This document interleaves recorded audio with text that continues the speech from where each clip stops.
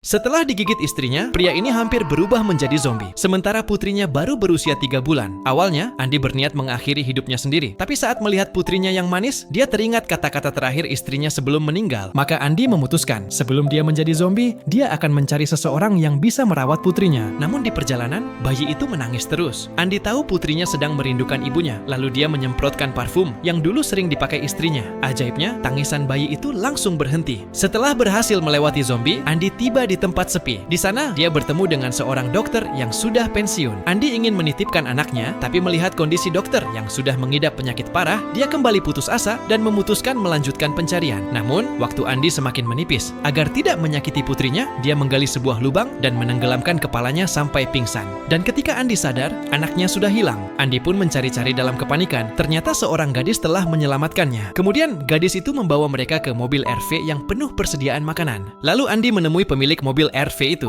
Anehnya, pria itu sedang menggali lubang juga. Andi meminta agar putrinya diadopsi, tapi ditolak karena pria itu juga sudah tergigit zombie. Bahkan pria itu memutuskan membawa keluarganya untuk meninggalkan dunia ini.